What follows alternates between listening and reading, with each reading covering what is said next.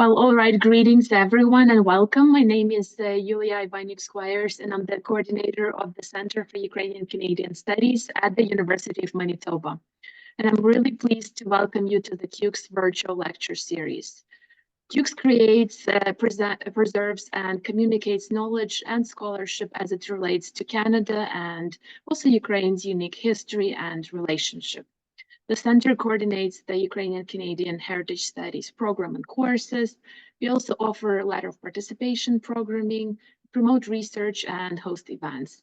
We take great pride in serving as a resource center for those interested in Ukrainian Canadian studies and in strengthening the relationship between the university and the greater community.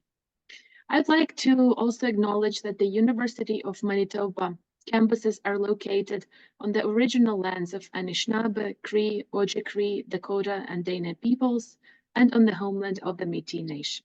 We respect the treaties that were made on these territories, we acknowledge the harms and mistakes of the past, and we dedicate ourselves to move forward in partnership with Indigenous communities in a spirit of reconciliation and collaboration. I'm really delighted that Dr. Yuksel has agreed to deliver a lecture for us here today. And I'd like to start by sharing a few words about Dr. Yuksel. So Dr. Yuksel is an associate professor at the Department of Slavonic Philology and Journalism of the Institute of Philology and Journalism of the Volodymyr Vernadsky Taurida National University in Kyiv. She's also a member of the executive and representative body of the Crimean Tatar people, Mejlis of the Crimean Tatar people. Gayana Yuksel is also a member of the audit committee of the World Crimean Tatars Congress, and she has a lot to share with us here today. So just another brief reminder before we proceed. This presentation is being video recorded, and you will have an opportunity to submit your questions into the chat box, or also use the raise your hand option if you wish to ask a question after the presentation. So Dr. Yuksel, without further ado, it is a great pleasure to have you join us, and the digital floor is all yours. Thank you, dear Yulia. Thank you, dear friends, dear colleagues. I would like to express my gratitude for the opportunity to speak about my native Ukraine, native Crimea, my people, Crimean Tatars. And this is a really significant task for me, because I would like to share with you everything related to the Crimean Tatars, Crimea, not just talk about it, but also at the same time showcase it. As for me, as Yulia said, I'm a PhD in mass media. I work for two universities. One of them is Taurida National University, which was relocated from Crimea after the occupation 2014. And the second one is the Istanbul University Department of Communication. But at the same time, I'm a member of the representative and executive body of the Crimean Tatar people, the Mejlis. And nowadays we continue our work in Kyiv, in the capital of Ukraine. My most recent work, published in 2023, was a book about the transformation of the media space of Crimea after the occupation during the period from 2014 to 2022. I'd like to demonstrate my book, this one. And from the beginning of occupation to the full-scale aggression. And in my speech titled The Crimean Tatars, Past, Present, and Future, I want to address the changes that have occurred in Crimea, and I would like to draw attention to several points in my speech. First of all, I request that you consider my speech not merely as statistics or report on what is happening in Crimea, but rather as a processes that are crucial for the Crimean Tatars, for indigenous Crimean Tatars. And the second point, all events in Crimea cannot be considered in isolation or separately from the general situation in Ukraine. But before my presentation, I would like to begin my speech with a short video from the Crimean Tatar Resource Center NGO, which they produced for the Indigenous Peoples Day and generously shared with us. Just a minute.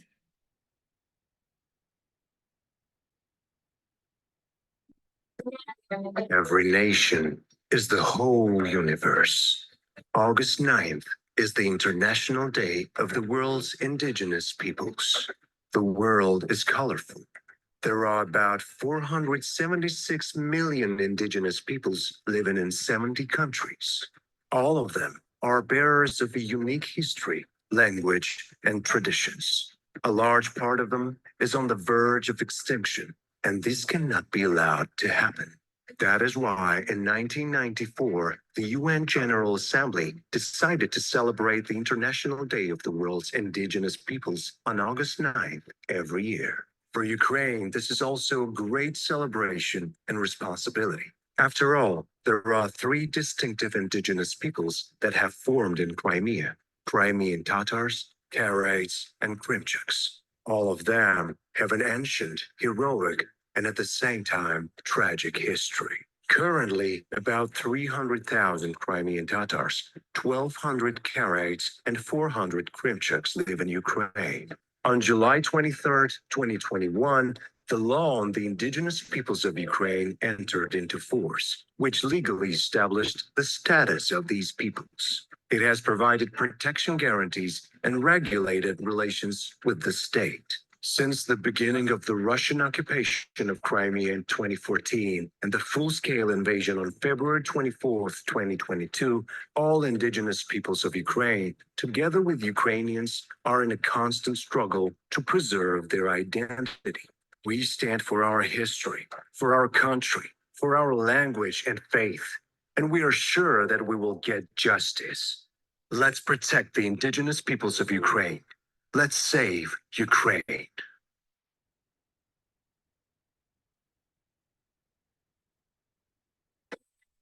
Every nation. Oh. Yeah, let's continue.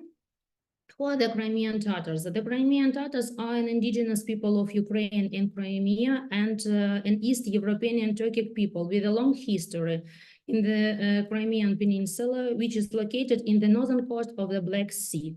They reside in the southern part of Ukraine, predominantly in the Autonomous Republic of Crimea and city of Sevastopol, as well as in the Kherson, Zaporizhia regions, numbering around 300,000 individuals estimated in 2012.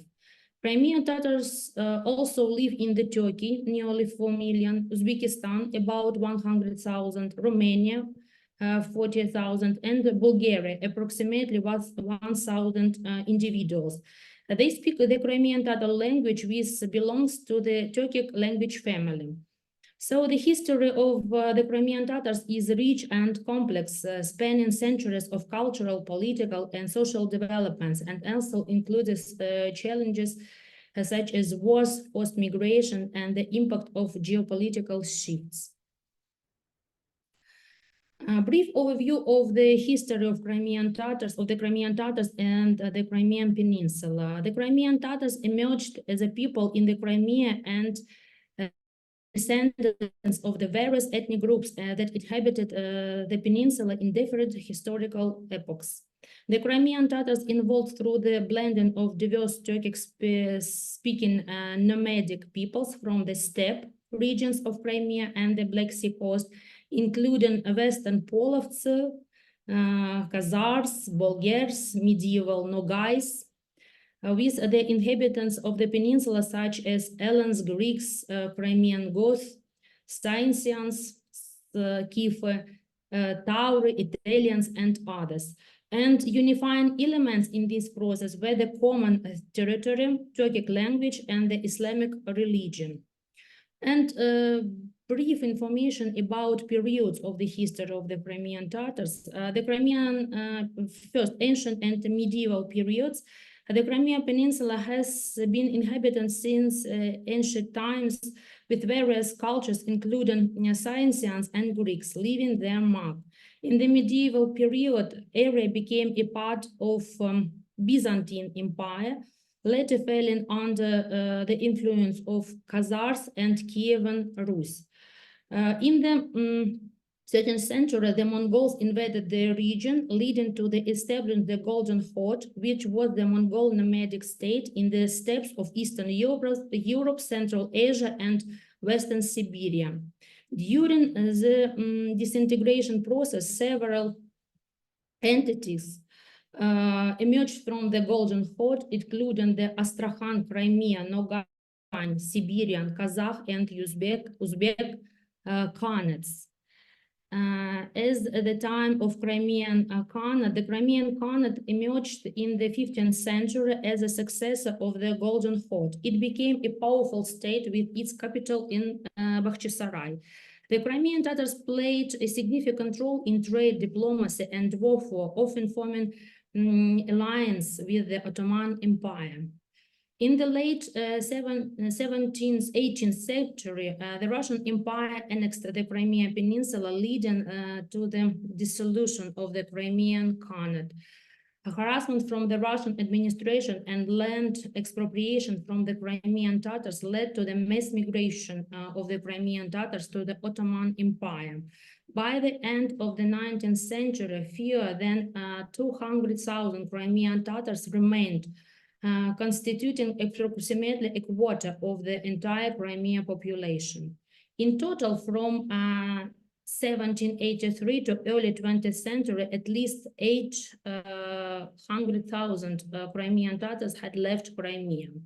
So the next period, this period of attempt to declare the Crimean Tatar National Republic, with the collapse of the Russian Empire during the Russian Revolution of 1917, various ethnic groups, including the Crimean Tatars peoples groups, sought self-determination. The Crimean National Republic was declared in 1917 with the Nomanchely Bijihan as its leader. The republic aims to establish the Crimean Tatar independent republic or state. However, in 1918, the Bolshevik Red Army occupied Crimea, leading to the dissolution of the Crimean Tatar National Republic. But one of the most tragic events in the history of Crimean Tatars in 20th century was the mass deportation, or sürgünlük in Crimean Tatar language, carried out by Soviet authorities in 1944. On May 18, 1944, the entire Crimean Tatar population, around 200,000 people, were forcibly relocated to the Central Asia, particularly Uzbekistan and other regions of the Soviet Union. The deportation resulted in significant suffering and loss for Crimean Tatar people. Nearly 42% died in the first time of deportation. And some words about post-Soviet period and occupation by Crimea. With the dissolution of the Soviet Union in 1991, Crimea became part of the independent Ukraine. The Crimean Tatars who begin returning to their homeland sought to rebuild their communities and revive their political rights and cultural heritage. However, the people continues to face challenges related to their rights, cultural preservation, and political status in the region. The Crimea Peninsula was internationally recognized as a part of Ukraine, but it was occupied by Russia in 2014 following a controversial so-called referendum. After that, Russia led to increased repression of Crimean Tatar people. The Crimean Tatars have faced challenges to their rights, and there have been efforts to preserve their distinct identity amid geopolitical shifts. Yeah, it's very briefly only some words about history of Crimean Tatars. Some slides will be about culture of Crimean Tatars. Crimean Tatar flag, you can see it on images. Crimean Tatar flag is a symbol of our struggle. It has almost the same colors as the Ukrainian flag. The flag of the Crimean Tatars, or Krym Bayragı, is a blue cloth with a yellow emblem, tamga, in the upper left corner. The blue color, a traditional color of Turkic people, was previously used in the banners of Crimean Khanate. A flag was officially adopted during the first Kurultai of Crimean Tatars in 1917, and the first session of the second Kurultai, which was organized in 1991, reaffirmed the national flag of the Crimean Tatars. And some words about symbolic Crimean Tatar flag, about symbols. The Crimean Tatar sign Tamga is the clan emblem of the Giray dynasty of Crimean Khans, and it signifies balance and justice. Yeah. Culture of indigenous Crimean Tatars. Undoubtedly, the history and culture of the indigenous Crimean Tatar people are unique. The world-famous Bakhchisarai Khan Palace is a notable example. The national ornamentation of Ornek was included in the UNESCO list of World Cultural Heritage. The Crimean Tatar ceramics, music are well known. The culture of indigenous Crimean Tatar people is rich and diverse and comprising various aspects such as language, cuisine, clothing, music, dance, and religious practices. I'd like to demonstrate you on this slide a small part of our culture, a Crimean Tatar wedding and traditional clothing for both women and men. Traditional Crimean Tatar wedding is a culturally rich and significant event that reflects the customs and tradition of the indigenous Crimean Tatars.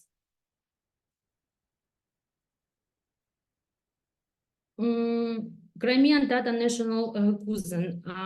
Crimean Tatar cuisine has been shaped by the influence of two cultures, the steppe and Mediterranean. Thousand tables often feature vegetables, fruits, fish, while the inhabitants of the steppe enjoy incorporating meat and dairy products in various forms. There is a wide variety of Crimean Tatar national dishes, with one of the most famous being chibureki. I don't know how to translate chibureki in English, chibureki, yeah? And really, chibureki is our cultural heritage and the part of cultural diplomacy, much like Ukrainian borщ and pirogi, vareniki, yeah? As I know, vareniki was called in Canada pirogi. That's why it's a very important part of cultural heritage. Dear colleagues, the main part of my report is dedicated to the history and current state of the Crimean Tatar national movement. Right from the start, I would like to point out its uniqueness. While there have been many movements advocating for the rights of the various people worldwide, the originality of the Crimean Tatar national movement lies in the fact that, despite lacking statehood, the Crimean Tatars have managed to build their political representative system. I'd like to demonstrate it on this slide. First of all, Kurultai, the National Congress of Crimean Tatar, or Kurultai, which serves as the national self-governance representation, consists of 250 delegates elected for a term of 5 years. The second one is Mejlis. This Congress, Kurultai, elected the Crimean Tatar National Council, also known as the Mejlis, which serves as the representative and executive body with a president or chairman or head and 32 members. The council is responsible for organizing a democratic structure that regulates all aspects of the local Crimean Tatar life within the framework of the national self-governance system. Before 2014 occupation, there were 250 regional and local councils in the Crimea. And the councils had approximately 2,500 members involved in the national self-governance system. And the fourth element, the last one, is a system of regional representations in the cities of continental mainland Ukraine, Kyiv, Zaporizhia, Melitopol, Genitsk, and abroad, America, Turkey, Romania, Germany, etc. The Mejlis of Crimean Tatar people, in this photo, you can see us. Yeah, we are in 2013 were elected. This was elected before the occupation, and you can see the inauguration ceremony. On April 6, 2016, the Mejlis of the Crimean Tatar people was banned in Crimea and declared as an extremist organization. Prior to the ban by a so-called court in Crimea, the leadership of Mejlis had to make the difficult decision to relocate the center of organization from Akhmechit, from Simferopol, administrative center of Crimea, to Kyiv, and switch to an extraordinary working mood. At this stage, the primary goal of the Mejlis is the liberation of Crimea from occupation. And the one structure, one organization too, the World Crimean Tatar Congress. The World Crimean Tatar Congress is an international organization dedicated to advocating for the rights and interests of the Crimean Tatar people, particularly those residing outside Crimea.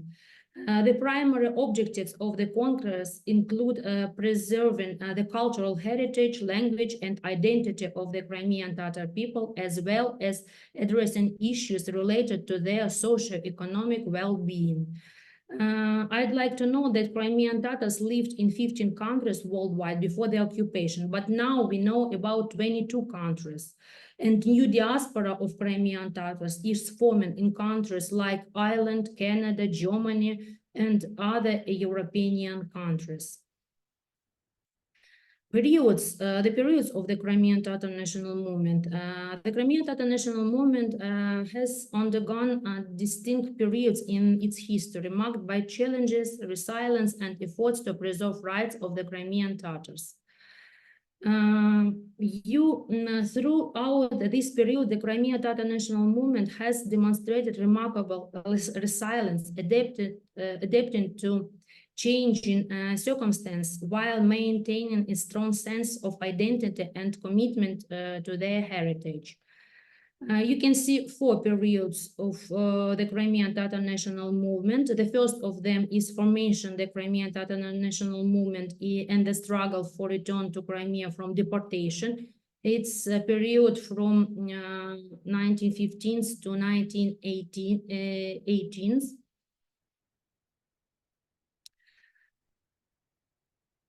The effort, next period, the effort of Crimean Tatars in Crimea to restore their historical political rights after returning to Crimea. Next period, the struggle of Crimean Tatar national movement against the occupation of Crimea by the Russian Federation after the occupation from 2014 to 2022. And the last period, the evolution, but maybe not evolution, but maybe transformation of the Crimean Tatar movement during the Russia's full-scale aggression against Ukraine since 2022. I'd like to describe last 2 periods. Yeah. Especially the last 2 periods of the national movement associated with the occupation of Crimea and cannot be considered in isolation from the events in Ukraine. As you know, on February 20, 2014, the Russian Federation invaded the Republic of Crimea and the city of Sevastopol. On June 11, 2014, the Russian Federation initiated a hot war in the Donbas region, occupying the third of the Lugansk and Donetsk provinces, and occupation continues to this day. On February 24, 2022, the Russian Federation launched a full-scale armed attack against Ukraine. And since February 2022, the Russian Federation has expanded its occupation to Ukrainian territories in east and south, including the regions of Kherson, Zaporizhia, and Mykolaiv. And prior to February 2022, 7% of Ukraine was under occupation. But after this event, it increased to 15%. I'd like to say about characteristics of the war in Ukraine. The Russian Federation attacked on Ukraine in our country's history, making a hot war of unprecedented scale. Russian invasion of Ukraine constitutes an unparalleled global crime against humanity and is the largest conflict in Europe since World War II. Ukraine's fight is not just local conflict, it's struggle between two systems, and Ukraine is fighting for the future of the entire world. In this context of recent events, we observe that the Crimean Tatar national movement has entered a new phase of the development. This period is characterized by the participation of representatives from the national movement to the struggle for Ukrainians' territorial integrity and future of our country. In this regard, the Crimean Tatars have much in common with Ukrainians whose historical destinies interlaced in many ways. Ukraine too has suffered under the Russian regime and continues to struggle against the hellish totalitarian machine. The victory of Ukraine is important for the Crimean Tatars because we don't see really our future in the development of Crimea without Ukraine and without Ukraine's victory. I'd like to say some words about the very beginning of occupation, and I'd like to describe how did it begin. On February 24, 2014, Russian Navy ships tasked with guarding the maritime zone during the Sochi Olympics took on board Little Green Man, so-called Little Green Man, along with military equipment in Novorossiysk and set course to Sevastopol. On February 25, approximately 400 pro-Russian individuals picketed the building of the Supreme Council of the Autonomous Republic of Crimea in Simferopol.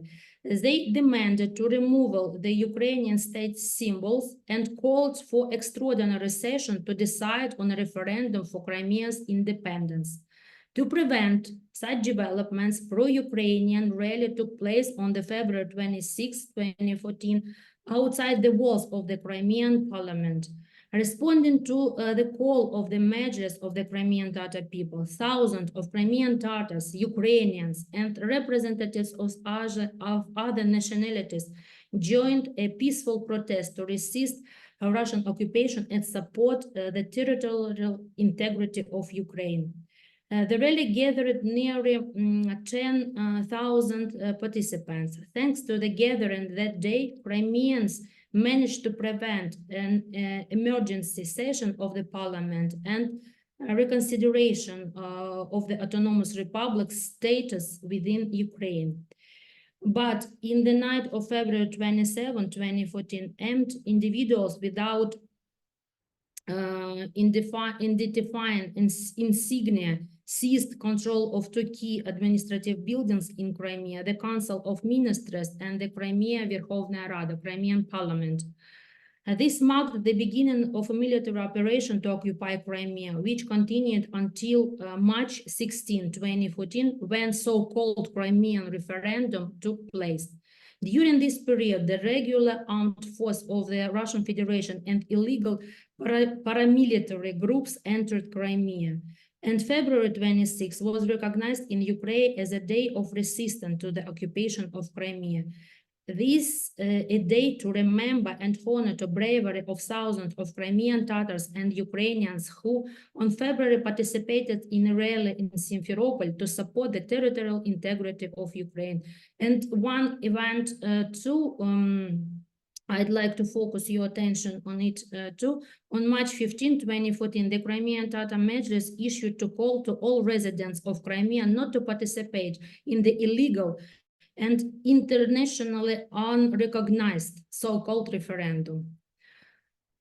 Consequences of the Crimea occupation, two parts of consequences, general consequences and consequences for Crimean Tatars. You can see all of them. I'd like to write general information. Crimea, which poses a threat to countries in the Middle East and Central Europe, was turned into a military base for the Russian Federation. They use Crimea as a logistics center for attacks to Ukraine, especially to attacks against Ukraine infrastructure nowadays. The Russian Federation altered the democratic structure of the peninsula. The population of Crimea, which was 2 million before the occupation, rose to 3 million in 2020, 2023. It will be a very big problem for Ukraine after the occupation, new population of Crimea, because all of them are citizens of the Russian Federation. I mean, new migrants. The occupation led to an ecological disaster on the peninsula. Numerous illegal actions and violations occurred in the protection of the basic human rights and freedoms between 2014 and 2023. And field of communication, our field, our area, we can see total, complete control. They control everything, media, social media, mails, phones, everything.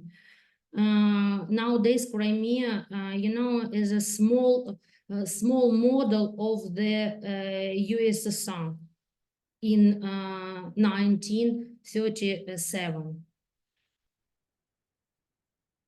Some words about consequences of occupation of Crimea and the Crimean Tatars, consequences in the field of the human rights. The invasion of Crimea by the Russian Federation, which has lasted for 10 years, has had significant consequences for the indigenous Crimean Tatar people. Various facts and figures related to the situation on the peninsula shed light on the impact of the occupation on the Crimean Tatars. During and after the Crimea invasion, 58 people, including 27 representatives of the Crimean Tatar people, have lost their lives. 305 political prisoners, 205 of whom are representatives of the Crimean Tatar people. 21 individuals, including 15 Crimean Tatars, have been reported missing. Total of 157 Crimean Tatars are currently in detention. More than 250 children have been left fatherless due to the imprisonment of their fathers, most of whom are political prisoners or falsely labeled as terrorists. And approximately 1,500 raids have been conducted in the homes of the Crimean Tatars. Hundreds of criminal cases against Crimean Tatars have been filed in Crimea in this time. So, first entry bans to Crimea and Crimean Tatar activists. Crimean Tatars faced entry bans into Crimea after the occupation. The first individuals to receive bans were leaders of the Crimean Tatars, including Mustafa Dzhemilov, the leader of the Crimean Tatar people, Rifat Chubarov, the chairman of the Mejlis of the Crimean Tatar people, Ismet Yuksel, journalist and advisor to the chairman of the Mejlis, and subsequently, many more Crimean Tatars and Ukrainians faced entry bans, preventing them from returning to Crimea. In this photo, you can see the first deputy chairman of the Mejlis of Crimean Tatar people, Nariman Zhilal and Akhtemov brothers, who received long prison sentences on charges of allegedly preparing a terrorist act. all of them nowadays are in Russia, not in Crimea. In other photo, you can see Leniye Umerova. She lived and studied in Kyiv. Crimean Tatar student, young girl. She lived and studied in Kyiv, but when she received news that her father had cancer, he went to Crimea. Unfortunately, she was detained and accused of espionage, and now she faces up to 20 years in prison. She is currently held in Lefortovo, Moscow. The illegal Russian occupation of Crimea has subjected both the representative body of the Crimean Tatar people and the active part of the indigenous people to treatment. Immediately after the occupation began, persecution and oppression were unleashed against representatives of the Kurultai Mejlis system using individual approaches and a wide range of forms and methods of pressure. In temporarily occupied territories of Ukraine, including Crimea, members and activists of the national movement were subjected to torture, abduction, and coercion. So, my next slide will be about challenges after full-scale aggression 2022. After the Russian Federation aggression, Ukrainian citizens living in Crimea and the newly occupied regions of Kherson, Zaporizhia, and Mykolaiv faced new pressures. According to the Ministry of Reintegration of Temporarily Occupied Territories of Ukraine, since the beginning of the attack, more than 200 civilians, including the Crimean Tatars, have been kidnapped or gone missing in the Kherson region. I'd like to focus your attention on 2 points, mobilization and hidden deportation. As for mobilization, on September 21, 2022, the Russian President Vladimir Putin declared a partial mobilization in Russia, violating international law. On October 19, 2022, the Russian President declared illegal martial law or special regime in Kherson and Zaporizhia regions and in Crimea. And during the illegal mobilization in Crimea, the Crimean Tatars constitute a significant proportion exceeding the overall population of Crimea. For example, at the first time of mobilization, approximately 60,000 conscription papers, повестки, were prepared in Crimea with around 20-25,000 people gathered to implement the plan. And new wave of mobilization is expected in the coming days. At that time, in some settlements and regions, mobilized Crimean Tatars make up 80-90%, although the total percentage of Crimean Tatars in Crimea is 12%. The disproportionate composition of forcibly and illegally mobilized Crimean Tatars by the Russian occupation administration is evidence of the intentional killing of the indigenous Crimean Tatars. And not just racial discrimination organized by the occupied authorities, but also direct genocide against the Crimean Tatars. And the second point is hidden deportation. After mobilization, representatives of the indigenous Crimean Tatar people have started to move to Kazakhstan, Georgia, Kyrgyzstan, Turkey, and then preferred to migrate to European countries, to Canada, America, to avoid involvement in war crimes. After the beginning of the occupation of Crimea, approximately 50,000 residents left the peninsula, with nearly 60% being Crimean Tatars. Following the onset of the full-scale invasion in 2022, around 8,000 Crimean Tatars have left Crimea. And for instance, as an example, the Crimean Tatar diaspora in Ireland alone comprises approximately 4,000 individuals. But very important point, Crimean Tatars continue their struggle, and during the war, the active part of the Crimean Tatar once again railed around Ukrainian authorities and the Ukrainian people. The goals and objectives of the national movement remained unchanged: the liberation of Crimea from the occupation and Russian influence, and protection of the right of the Crimean Tatar people.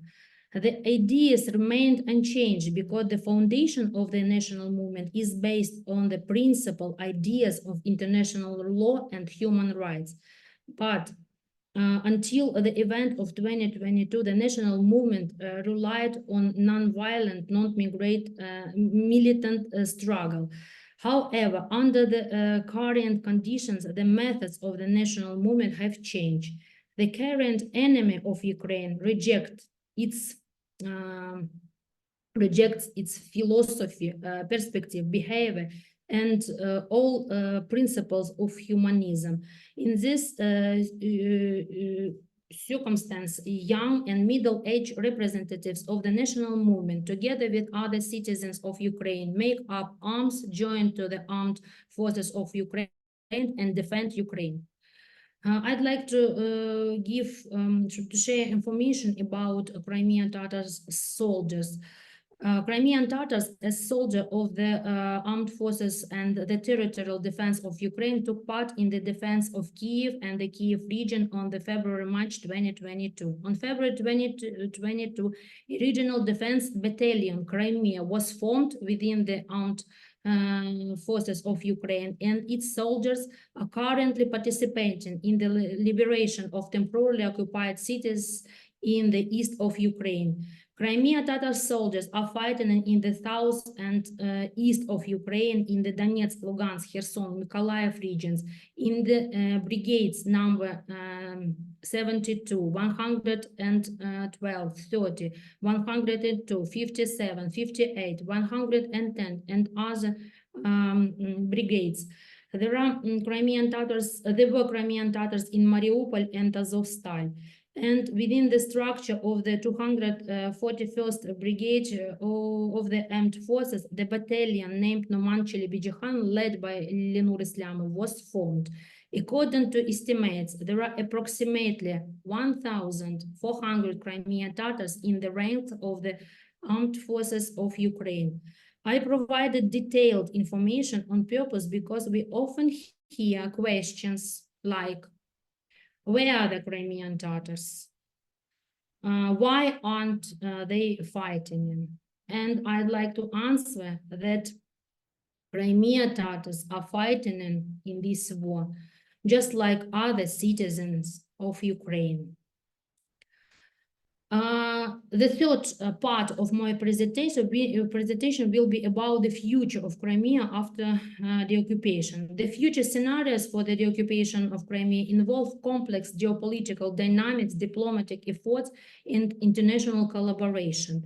Whilst it's challenging to predict specific outcomes, it's really very, very hard. I'd like to say some words about Ukraine's internal policy toward the Crimean Tatars. Ukraine's internal policy toward the Crimean Tatars has undergone changes. With the decision of the Verkhovna Rada of Ukraine on March 2014, titled on the declaration of the Verkhovna Rada of Ukraine on guarantees of the rights of the Crimean Tatar people as part of the Ukrainian state. The Crimean Tatar Mejlis was recognized as the official representative body of the Crimean Tatar people in Ukraine. Taking into account Ukrainians' international obligations, 3 decrees were adopted by the president of Ukraine, I mean last president, Volodymyr Zelensky.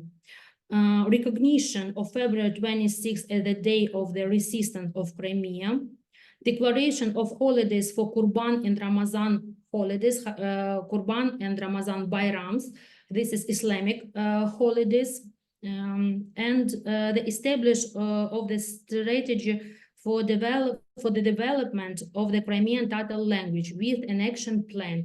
It was very huge, very great strategy because we took participate in the work around this strategy, and we saw the language as a tool for communication with temporarily occupied territory of Crimea. The law of Ukrainians indigenous people was adopted on April 1st, 2020 by Parliament of Ukraine and by the President of Ukraine. We are waiting for amendments to the 10th chapter of the Ukrainian Constitution. The Autonomous Republic of Crimea and the city of Akyar, Sevastopol, establishing the status of Crimea as a national regional autonomy of Crimean Tatars within unitary Ukraine. Possible scenarios in the future.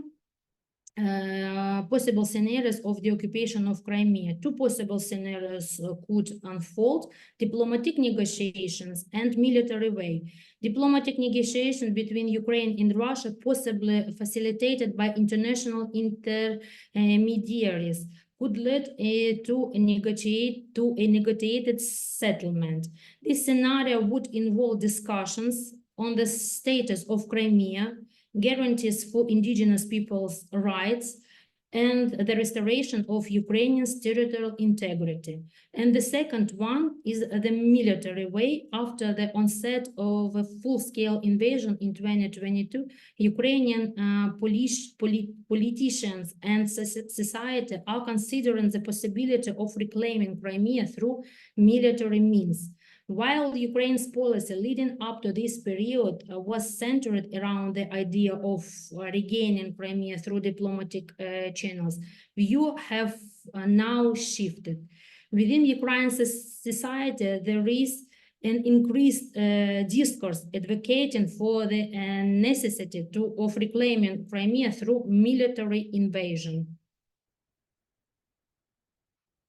But in the both way, we need sanctions and economic pressure and increased support of Ukraine.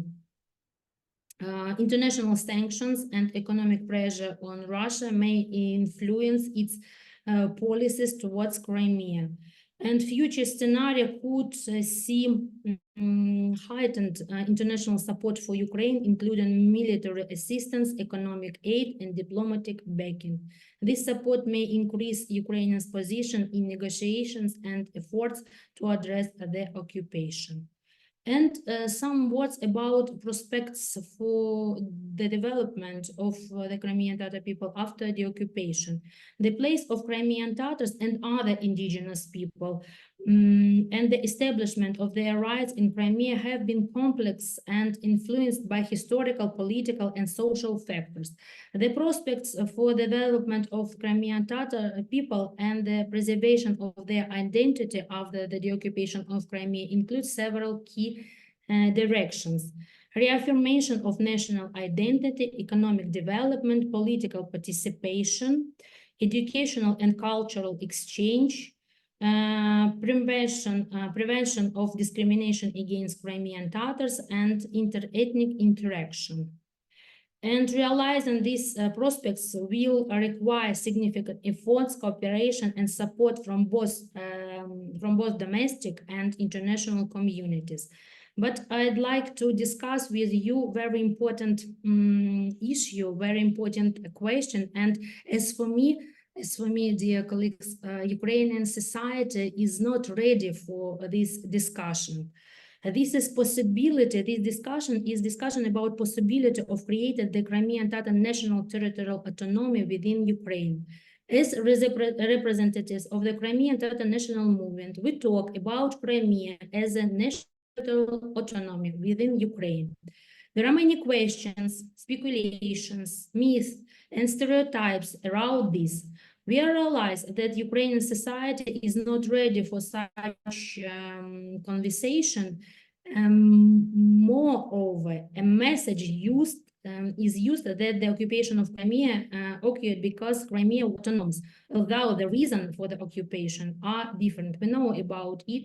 The reason of occupation of Crimea was ambitious and goals of the Russian government, the Russian president, Russian authorities, not the status of Crimea. Nowadays, for example, Kherson region was occupied, part of Zaporizhia was occupied Kherson wasn't autonomous republic, but unfortunately, it's under occupation.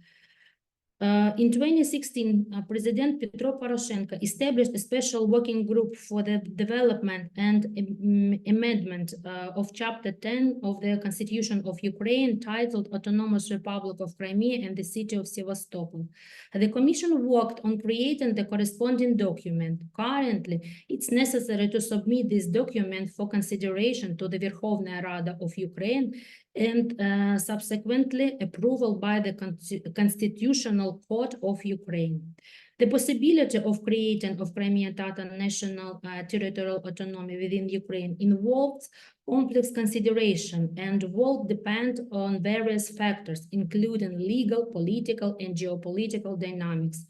And there are some points to consider: legal framework, constitutional consideration, political will, negotiation and dialogue, international recognition and support, and procedure of this process.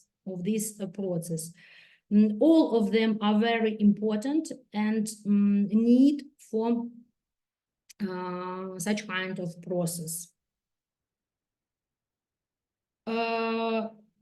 In the end of my presentation, I'd like to say some words about the Crimean Tatars and Indigenous First Nation in Canada.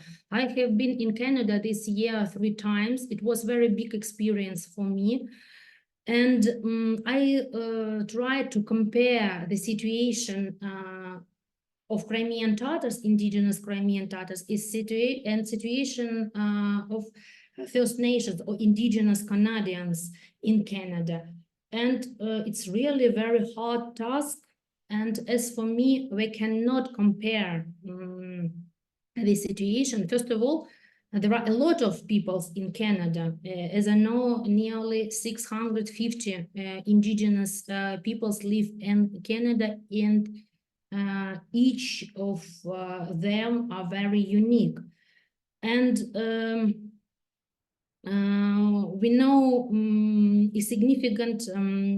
we see significant historical, cultural, geographical differences between Crimean Tatars or Indigenous people in Crimea and Indigenous people in Canada. And really differences is for differences. There are geographical location, colonial history, contemporary political status, cultural diversity, legal and political frameworks, etc. But in summary, while both the Crimean Tatars and Indigenous First Nations in Canada share the common experience of being Indigenous, their histories, contemporary challenges, and cultural contexts differ significantly due to the distinct geographical location in historical position.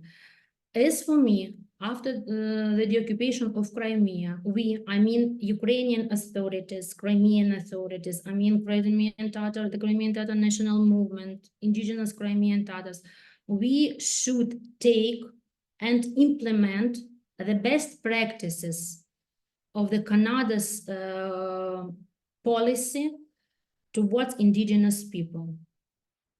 What are these? Policy of acknowledging past mistakes, recognition of land rights of Indigenous peoples, policy of acknowledging rights, and policy of preserving cultural identity. I'd like to describe all of them. For example, first of them, acknowledgement of past mistakes. Implementing policies that acknowledges past mistakes is crucial for building trust and understanding. Canada's approach involves recognizing historical injustice, providing formal apologies, and initiating reconciliation processes. Second one, recognition of the land rights, embracing of policy that acknowledges and respects the land rights of Indigenous peoples is important. Drawing inspiration from Canada's model, this involves legal recognition of in sectoral lands, consultation on resource management, and ensuring indigenous communities have a say in decisions affecting their territories. Acknowledgement of rights, establishing a policy that recognizes the rights of the affected community is fundamental. Following Canada's example, this includes upholding the rights of self-determination, autonomy, cultural practices, and other aspects and preservation of cultural identity. Canada approach involves supporting indigenous languages, traditions, and institutions, fostering cultural pride and resilience. And as for me, but to tell the truth, it's a new area for me. I'll try to read sources and monographies and books about history of indigenous peoples in Canada, and monography about Canadian policy towards indigenous people. In conclusion, I would like to highlight several points. The future of Crimea without Ukraine is impossible. Crimean Tatars have always been against the occupation of Crimea. You know, very interesting fact, in the very beginning of occupation, we were asked why Ukraine, as Crimean Tatars do not have a state either in Russia or in Ukraine. Well, firstly, the occupation of Crimea itself is an illegal act, and Crimean Tatars cannot accept it. Secondly, there is a lot in common in the struggle of Crimean Tatars and Ukrainians against totalitarian regimes. We still have a strong historical memory of deportation. There were elderly people who remember an armed Soviet soldier entering their homes. Such emotions were experienced by them in 2014. Thirdly, third point, Crimean Tatars are accustomed to living in Ukraine in conditions of political freedom, free life, and self-determination. And the creation of the Crimean Tatar National Territorial Autonomy is a matter of historical justice and the establishment of the right for the indigenous people. Such a decision will once again demonstrate Ukraine as a democratic state that cares about the fate of its people. And in the condition of globalization, the threat of assimilation and disappearance, even physical disappearance, looms over the Crimean Tatars. We must not allow this to happen. On February, dear friends, on February 2024, the 10th anniversary of the occupation of Crimea is approaching, and we have a lot of work ahead for the post-occupation. We continue our struggle. Thank you for your attention. Слава Україні і слава кримсько-татарському народу. Дякую. Героям слава, and thank you so much for this insightful presentation and lecture. And I look forward to hearing some questions from the audience. So if you have any questions, you can either submit them into the chat box, or you can also raise your hand, and we'll make sure to unmute you and allow you to ask your question directly to Dr. Yuksel. And in the meantime, there's a question that I was hoping to ask Dr. Yuksel. You have mentioned that the idea of Crimean autonomy is not a very popular idea in Ukraine these days. I was wondering if you could expand on that a little bit more. As for me, as I can see, Ukrainian society, I mean Ukrainian politics, I mean Ukrainian leaders of opinion, maybe Ukrainian researchers and other people, they are not ready for such kind of discussion. But I'd like to note, first of all, I'd like to note that you know, this is a not new idea for Ukraine and for Crimean Tatar national movement. This is not breaking news or maybe something new for us. The decision about establishing the Crimean Tatar national autonomy was adopted in 1991 during the second Kurultai of Crimean Tatar people after the returning to Crimea from deportation. And this decision, there were a lot of discussion around this problem. As I say, a lot of myth, a lot of lies, stereotypes around this problem. As for me, this decision very important for Ukraine because this is historical justice.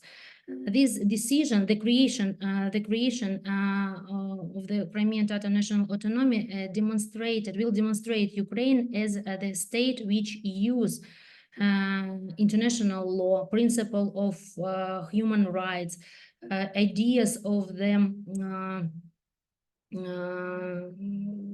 international rights of indigenous peoples. That's why. But as I can see, some of the leaders, leaders in Ukraine, they don't want to discuss this question this time. They say that we have war, we have a lot of problem. Our first goal is territorial integrity of Ukraine, and we no need such kind of discussion. We need weapons, yeah, and international support. But I hope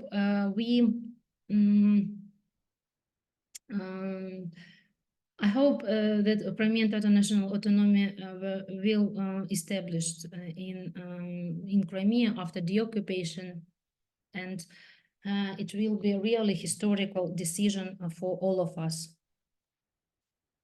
Thank you for this answer. There are indeed a lot of challenges ahead, and I can see we have a few raised hands. So, Pani Olga, would you like to go next with your question?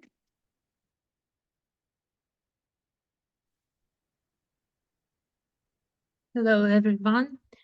I'm very grateful to Dr. Gayana Yuksel, Шановні Pani Gayani. I'm very grateful for you, for your speech and for your presentation. And I am a Ukrainian, and I would like to say that in 2014 in Crimea, the Crimean Tatars defended Ukraine and fought against Russian occupation. And I remember this numerous rallies and peaceful gatherings. And the fate of the Crimean Tatars is more tragic than Ukrainians because they began to return from the places of deportation and were again forced to live under occupation. It's not a question, I just have a comment. I realized that the fate of the Crimean Tatars is more tragic than Ukrainians, and we should survive this most difficult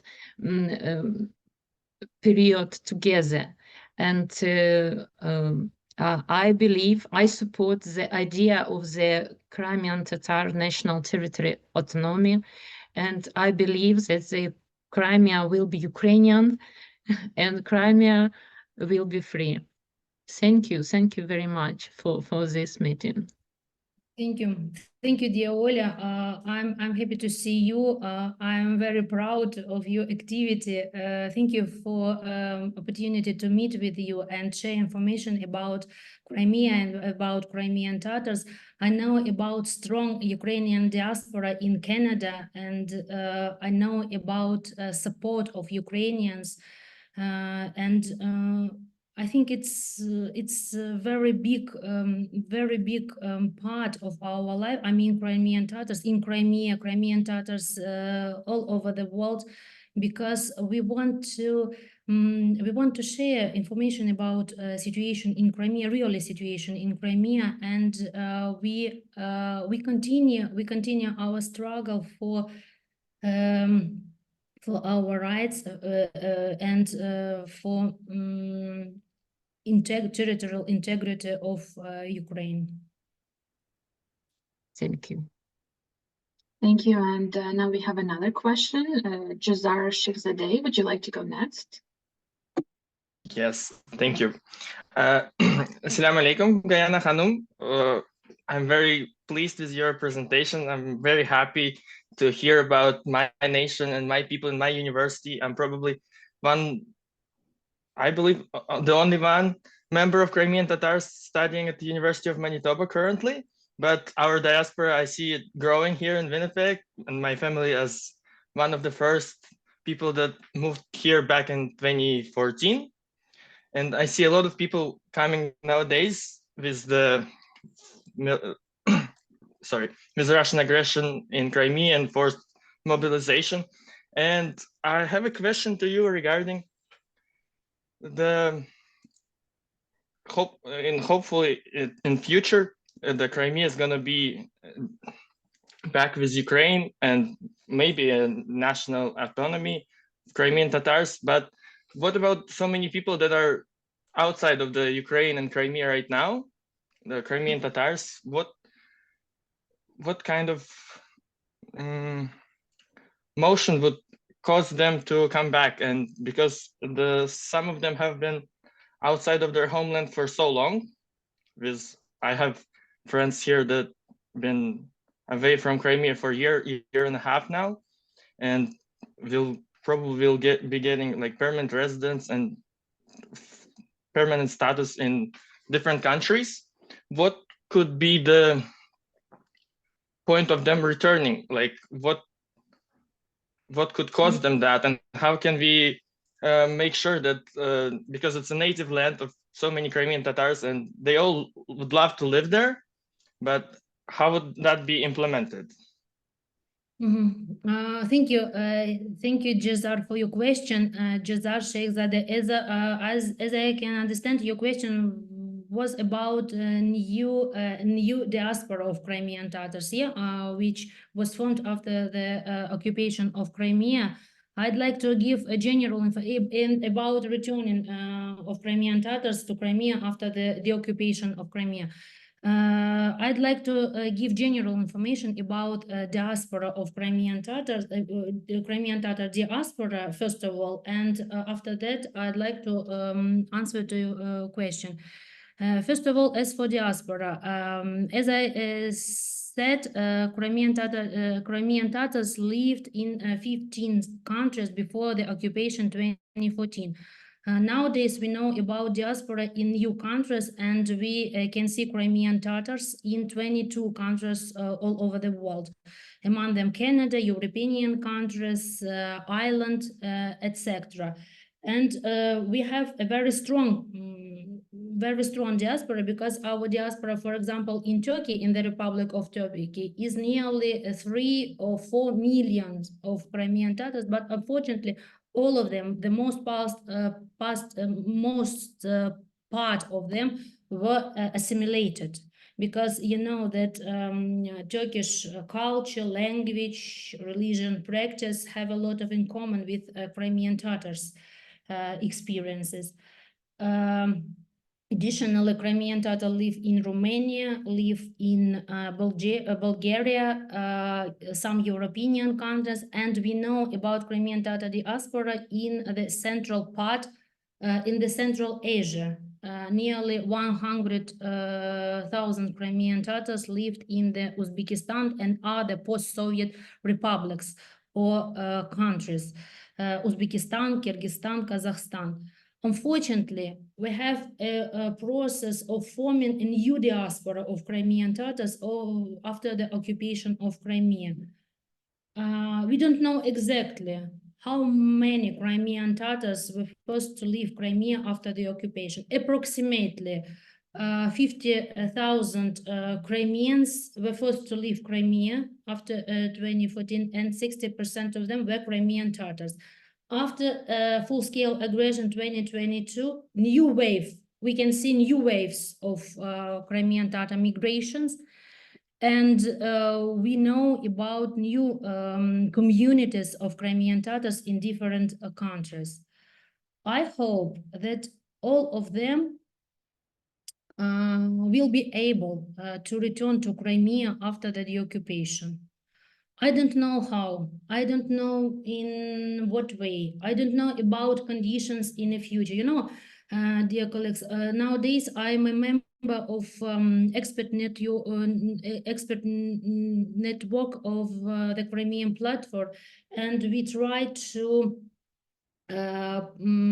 create our views of for the future of Crimea, but we don't know exactly. That's why I don't know how it will be, in what way. But I hope that Crimean Tatars, which live nowadays in different countries, will be able to return to Crimea after the deoccupation, and all of them and their children's, I mean new generation, they don't lose the connection, ideological connection, mental connection with their motherland, with Crimea. Thank you for this question and for the response. And just to build up on this question, I know, Dr. Yuksel, that you mentioned you visited Canada 3 times this year and have had an opportunity to explore some of the Ukrainian cultural sites here in the prairies. So can you think of some of the lessons learned from the other diaspora groups that Crimean Indigenous diaspora could use to preserve their culture, language, and their ways of practicing their culture in emigre before they are able to return to Crimea? Thank you for your question. It's really very crucial question for us. I have been in Canada 3 times this year, and the second time I visited Alberta, Edmonton, and took participate in the Ukrainian Indigenous land-based program. And really, it was a very big experience for us because we saw how Ukrainians who live in Canada, 3rd generation, 4th generation, 5th generation of Ukraine, try to save their cultural identity, their history, the language, everything. I guess that we have to learn this experience and use it in the activity of our diasporas all over the world. It's really very important because we know how long it be, the process of the occupation of Crimea, and use everything what we can do, everything what we can do. I mean, our historical experiences, language, cultural heritage, I don't know, events in our from our history, everything.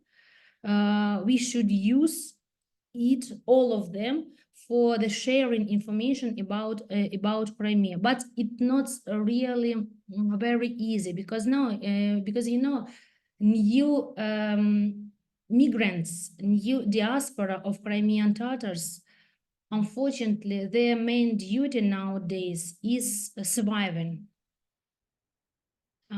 It's not easy to live in new country, in new language conditions, in new situation with work, with etc. It's a social life, etc. It's a lot of problems. And nowadays, as I can see, they have another problems. And these problems is not problems of the sharing cultural heritage or language or something else. I know about our young people in the Great Britain, in the Germany. They think about work, about studying. They think about perspectives of their lives in new country. But as for us, I mean, First of all, I mean Crimean Tatars who live in Ukraine and Crimean Tatars who live in the Republic of Turkey, because Republic of Turkey, we have nearly 50 non-governmental organizations of Crimean Tatars in Turkey, and they have some potential for such kind of activity. That's why I guess we have a lot of not a lot of, maybe some kind of opportunities to save our historical heritage, cultural heritage, and share it with other Crimean Tatars in different countries all over the world. Thank you. Thank you, Dr. Yuksel, for outlining the challenges and opportunities for practicing in cultural ways and saving identity in emigrating. Well, I don't see any other questions in the audience, so I'd like to wrap up the session and thank once again Dr. Yuksel for this insightful discussion, for the great lecture presentation and the question and answer series. And thank you to all of you in the audience for attending this lecture and for the great questions. Please stay tuned for more events in the future, and happy holidays to those who will be celebrating soon. Thank you. Thank you, everyone.